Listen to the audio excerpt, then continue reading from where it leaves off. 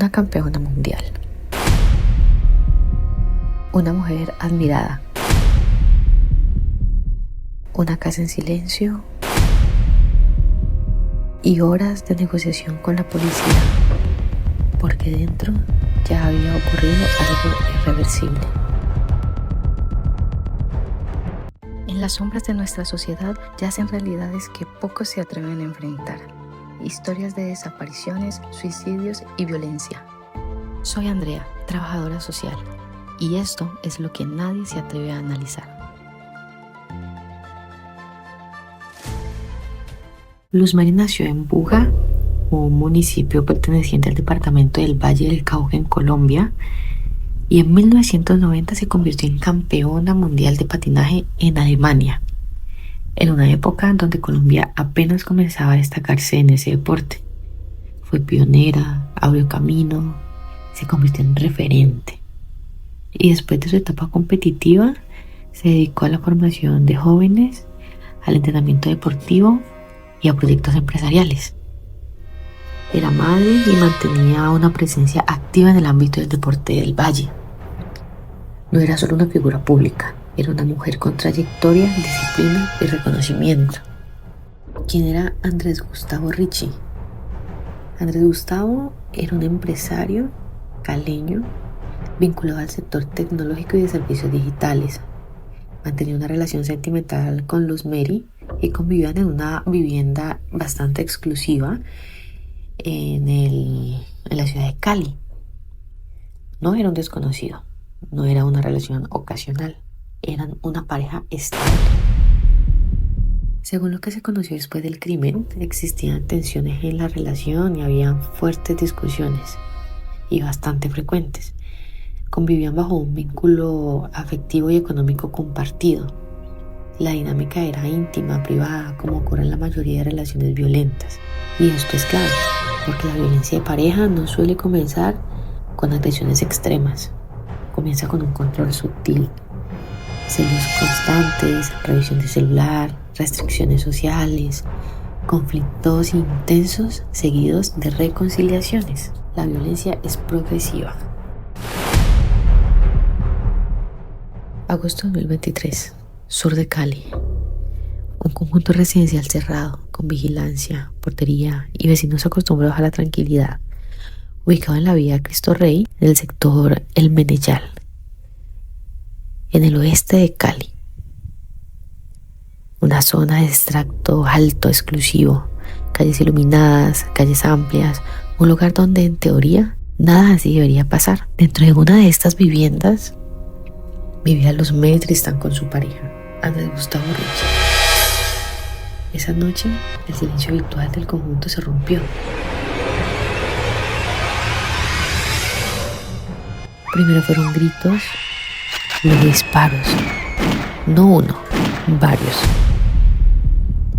Los vecinos dudaron unos segundos, pero cuando entendieron que no era pólvora ni un ruido lejano, llamaron a la policía. Las patrullas llegaron y acordonaron la zona. La entrada del conjunto quedó bloqueada, luces azules reflejándose en las fachadas blancas y vecinos mirando desde los balcones, celulares grabando a lo lejos. Pero dentro de la casa nadie abría la puerta y Ricci estaba armado. Comenzó una negociación que se extendió por horas, un intento por persuadirlo de entregarse. Mientras tanto, nadie sabía con certeza qué había pasado con Luz Mary. El ambiente afuera era tenso y adentro silencioso. Finalmente las autoridades lograron reducirlo y capturarlo. Cuando ingresaron a la vivienda, encontraron a Luz Mary sin vida. El mismo lugar donde compartían rutinas, conversaciones y planes se convirtió en la escena del crimen. La fiscalía calificó el caso como feminicidio y lo que hasta esa noche era un hogar privado se transformó en noticia nacional.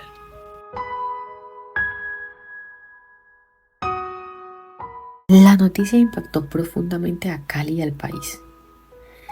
La comunidad deportiva expresó indignación, Se realizaron actos simbólicos, mensajes de rechazo, la familia pidió justicia y respeto por su memoria.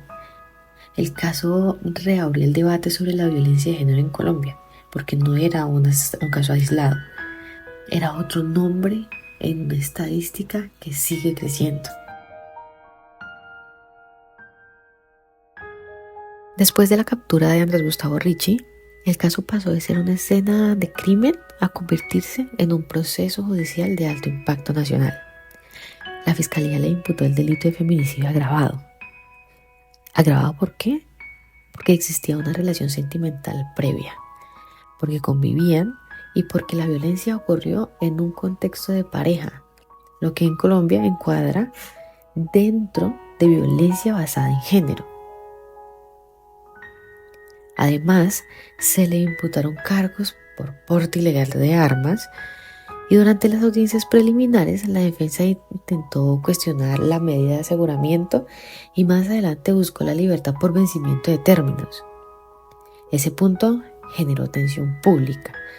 La familia de Luzmera expresó preocupación ante la posibilidad de que el proceso se dilatara, pero el juzgado negó la solicitud de libertad. El juicio oral avanzó con presencia de pruebas técnicas, peritajes forenses, análisis balístico y testimonios.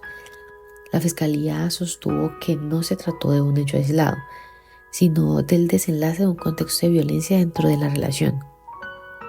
Se habló de discusiones previas, de dinámicas conflictivas, de un entorno íntimo marcado por tensión.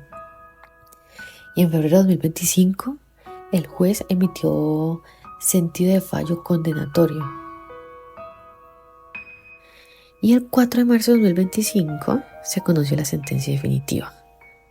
45 años y 9 meses de prisión por feminicidio agravado. Una de las condenas más altas en este tipo de casos en Colombia.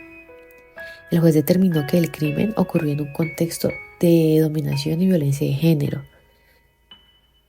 descartando cualquier argumento que pretendía reducirlo a una acción momentánea.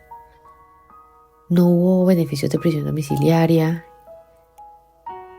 así que la pena deberá cumplirse dentro de un centro de reclusión carcelario. Para la familia, la sentencia representó justicia. Para la sociedad, un precedente. Pero ninguna condena devuelve una vida. La justicia penal sanciona el hecho y el análisis psicosocial intenta entender cómo se llegó hasta ahí. Aquí es donde quiero detenerme un momento, ya que no existe información pública que confirme un trastorno psiquiátrico grave en el agresor. Y esto es importante porque no podemos patologizar automáticamente la violencia. En muchos feminicidios no hay psicosis ni pérdida de la realidad. Hay patrones psicológicos como la celopatía, o sea, celos obsesivos, necesidad de control, intolerancia al abandono, rasgos narcisistas, creencias de posesión sobre la pareja. La idea de que el vínculo amoroso otorga poder, y del lado de la víctima es importante entender sin caer en la culpabilización. Las relaciones violentas generan dependencia emocional progresiva. Hay ciclos de tensión, agresión, reconciliación. Hay miedos, hay esperanza de cambio y hay desgaste psicológico. Salir no siempre es tan simple como irse. La violencia psicológica precede muchas veces a la física. Este caso no solo habla de un crimen, habla de cómo la violencia se normaliza dentro de espacios privados. Habla de señales que muchas veces se minimizan y plantea una pregunta incómoda. ¿En qué momento dejamos de llamar problemas de pareja a lo que ya es control? La condena es un acto de justicia penal, pero la prevención depende de reconocer los patrones antes de que escalen, porque la violencia no aparece de un día para otro, se construye. Y entender la mente detrás del crimen no es justificarlo, es intentar que no se repita.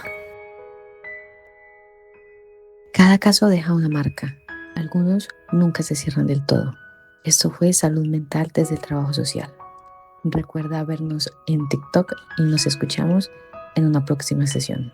Mi nombre es Andrea, trabajadora social.